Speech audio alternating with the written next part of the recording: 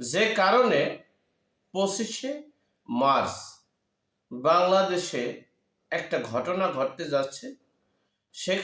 সেখানে এই অন্তর্বর্তীকালীন সরকারের কি অবস্থা হতে পারে বা কি অবস্থা হওয়ার আশঙ্কা করা যাচ্ছে, সে বিষয়ে আপনাদের সাথে সংক্ষেপে শেয়ার করছি। দেখেন, বাংলাদেশের সমসাময়িক যে অবস্থা, সকল বিষয়গুলো একই হাতের মুঠে চলে আসছে।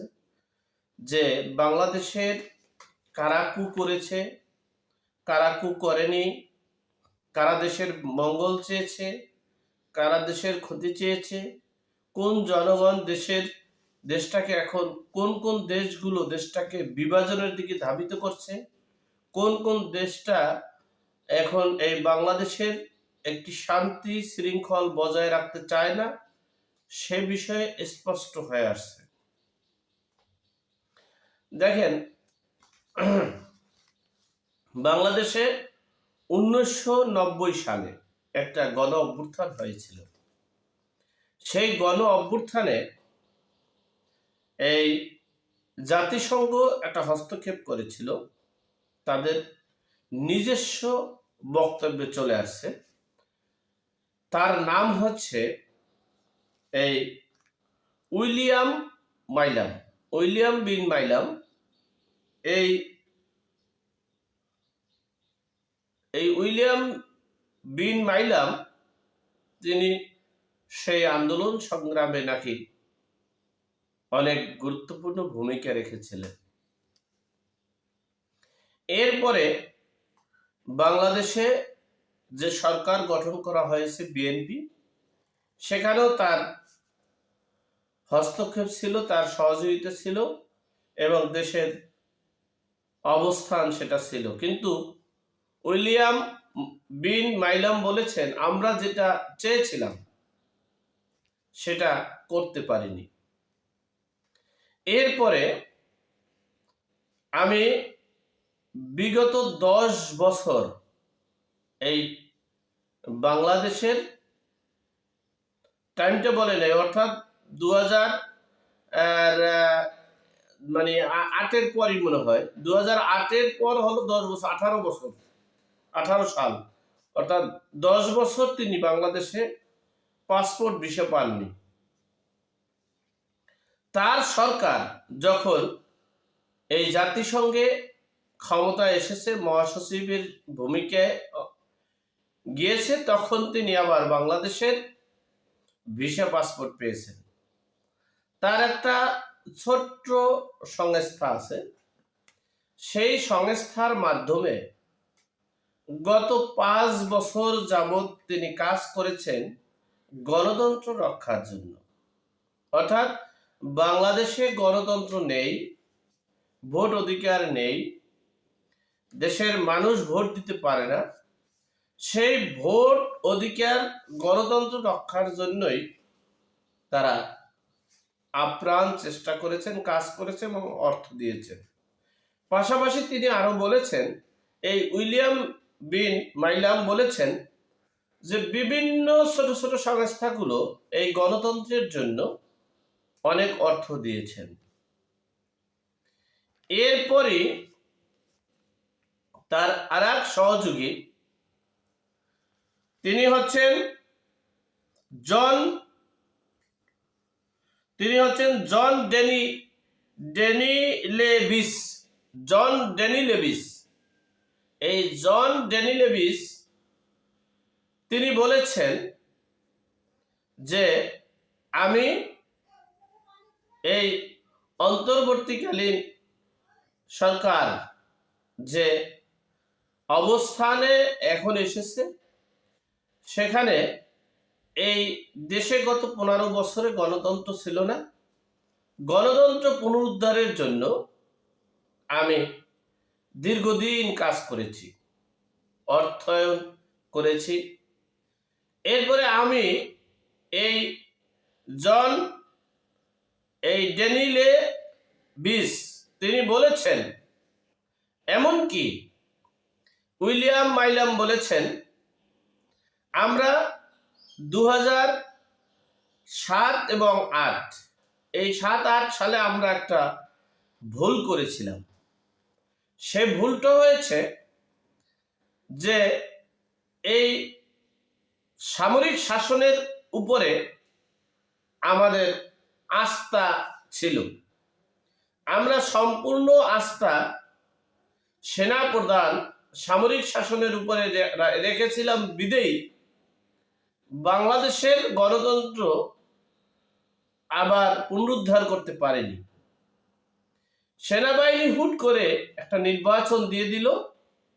নির্বাচনের মাধ্যমেই আমাদের যে কাঙ্ক্ষিত লক্ষ্য, সেই কাঙ্ক্ষিত লক্ষ্য পূরণ করতে পারেনি। এটা আমাদের ব্যর্থতা। এই উইলিয়াম বিন মাইলাম এই ব্যর্থতার স্বীকার করেছেন। এরপরে এই 10 বছর যাবৎ তাদের পাসপোর্ট ভিসা বাংলাদেশে আসার ঢোকার সুযোগ ছিল না, অর্থাৎ 18 সাল পর্যন্ত।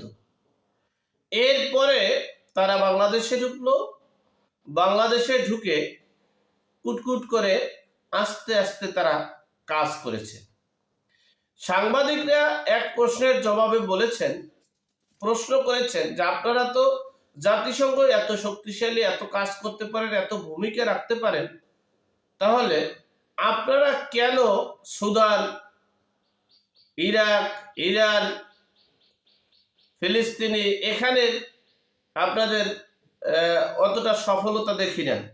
কারণ কি? সেই প্রশ্নের জবাবে তারা বলেছেন ওখানে আমাদের হস্তক্ষেপ ছিল না, আমরা ওখানে ক্ষমতা দেখাইতে যাইনি। কিন্তু বাংলাদেশে আমরা 5 বছর চেষ্টা করেছি। এই 5 বছরের চেষ্টার সফলতা আমাদের হয়েছে। আর সেই সফলতার জন্যই আমরা এই ডক্টর মোহাম্মদ ইউনূসকে অন্তর্বর্তীকালীন সরকারের প্রধান উপদেষ্টা করতে পেরেছি। এখন আমার আপনাদের প্রশ্নের জবাবগুলো আপনারা গণমাধ্যমে গত 15 দিনে, অর্থাৎ 15 দিন বলতে অর্থাৎ 28 তারিখ থেকে আজকে 11 তারিখ, অর্থাৎ এই 12 দিনের যে প্রশ্নগুলো ছুটে বেড়াচ্ছে, সকল প্রশ্নের জবাবগুলো মনে হয় আমি এখান থেকে দিতে পারছি আপনাদের। 1 নম্বর প্রশ্ন হচ্ছে তারা অর্থ কোথায় পায়? কিংস পার্টিতে। কিংস পার্টির অর্থ হচ্ছে ডোনাল্ড ট্রাম্প বলেছেন মার্কিন যুক্তরাষ্ট্র থেকে টাকা যাচ্ছে। এরপরে জাতিসংঘ প্রকাশ্যে তো বলেছেন, আমরা এই উইলিয়াম বিন মাইলাম তিনি তো প্রকাশ্যে বলেছেন আমরা অর্থ দিতেছি, এবং অন্যান্য দেশগুলো, ছোট ছোট সংস্থাগুলো অর্থ দিতেছে। এটা চলে আসছে আমাদের অর্থের কথাটা। এরপরের প্রশ্ন ছুটে বেড়াচ্ছিল যে এই বাংলাদেশে ভারতপন্থী থাকবে না, পাকিস্তানপন্থী থাকতে পারবে না। তাহলে এই বাংলাদেশে কিসের পন্থী থাকবে?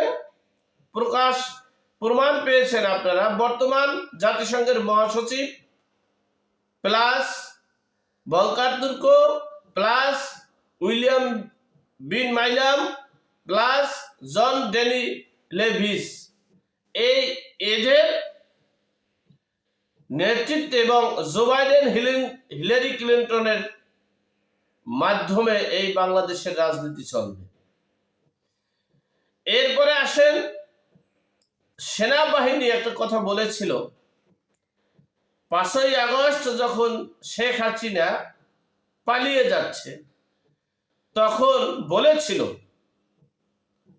চলে যাওয়ার পর বলেছিল যে শেখ হাসিনা চলে গিয়েছে, মাননীয় প্রধানমন্ত্রী শেখ হাসিনা চলে গিয়েছে, এখন আমরা সকল দায় দায়িত্ব গ্রহণ করিলাম বাংলাদেশের। আপনারা শান্ত হন, আপনারা যেখানে আছেন সেখানে চলে যান। আপনাদের দাবি দেওয়া এবং দেশের সার্বিক পরিস্থিতি আমরা দায়িত্ব নিয়েছি, আমরা আমাদের সহযোদ্ধাদের নিয়ে সকল কিছু সমাধান করব। এরপরে 3 দিন অতিক্রম হয়ে গেল। এই কথা বলার পরপরই এই ভলকার তুর্ক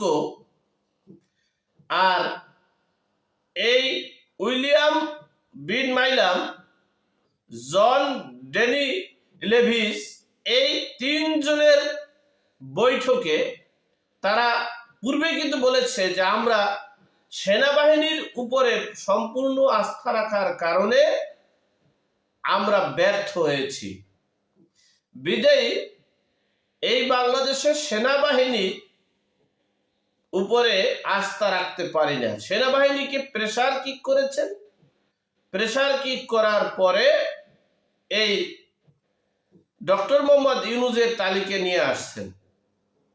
এরপরে ডক্টর মোহাম্মদ ইউনূসকে প্রধান উপদেষ্টা করে অন্তর্বর্তীকালীন সরকার গঠন করেছেন। তাহলে বুঝতে পারেন যে সেনাবাহিনী গত 6 মাসে, 6.5 মাসে কিন্তু চুপ ছিল। কেন ছিল সেটাও আপনারা বুঝতে পেরেছেন। তাই প্রত্যেকটা প্রশ্নের জবাব কিন্তু আপনাদের চলে আসছে। আপনাদের মনে যে জবাব ছিল, প্রশ্ন ছিল, এরপরে আপনারা জানেন 5ই আগস্টের পর আগস্ট মাসের শেষের দিকটা একটা প্রশ্ন উঠছিল যে ভলকার তুর্ক সেনাবাহিনীকে ফোন করে বলেছিল যে বর্তমান সরকারের কোনো কর্মকাণ্ডে আপনারা পদক্ষেপ নেবেন না, দেশের জনতা যা চায় সেই পক্ষে কাজ করবেন। সেই কথাটাও কিন্তু প্রকাশ্যে চলে এসেছে। ভলকার তুর্ক বলেছে যে জুন জুলাইয়ের আন্দোলনে আমরা সেনাবাহিনীকে বলেছি। তাহলে স্পষ্ট হয়ে গেল। এখন বিষয়টা হচ্ছে বাংলাদেশে নির্বাচন চাচ্ছে না। আপনারা দেখেছেন সার্জিস আলম সাহেব বলেছেন যে অন্তর্বর্তীকালীন সরকারের মাধ্যমে গত 5 বছরের সকল অপরাধী সহ শেখ হাসিনার সর্বোচ্চ শাস্তি হওয়ার আগে নির্বাচন হবে না। এরপরে দেখেন নাহিদ ইসলাম বলেছেন আগে সংস্কার করতে হবে, এরপরে গণপরিষদ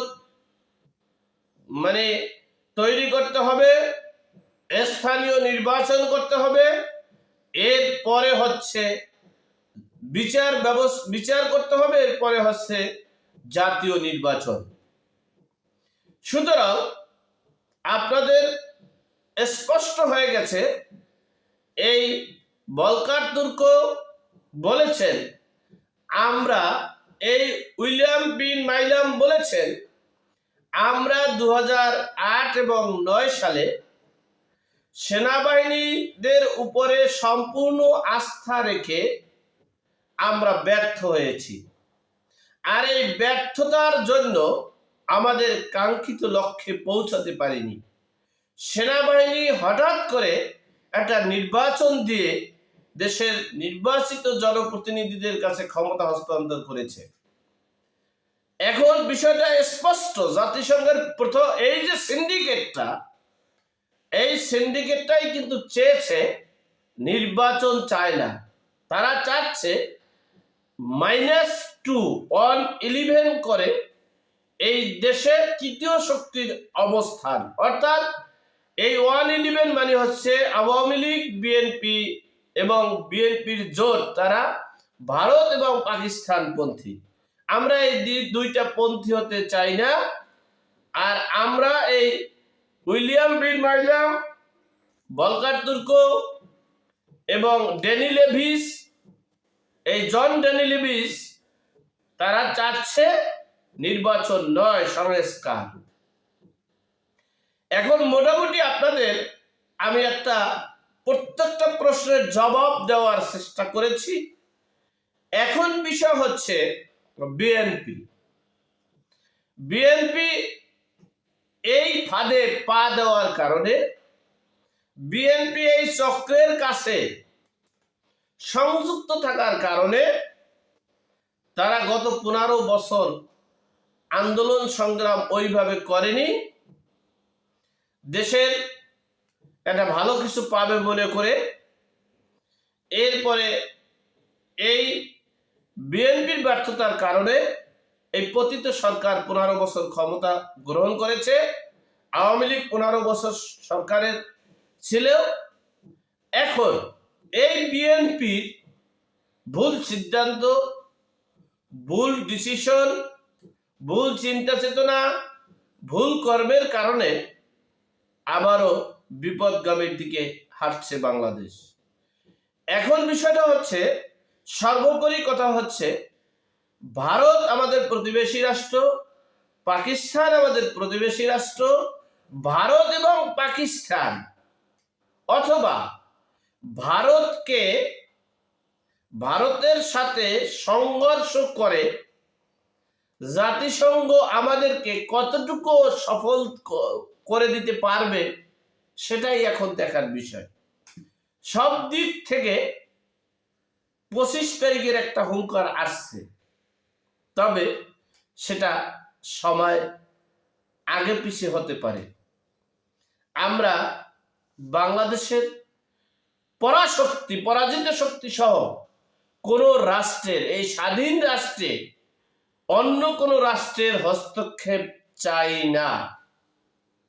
আল্লাহ আমাদের সকলকে সঠিক জ্ঞান দান করার তৌফিক দান করুক, আমিন। আসসালামু আলাইকুম।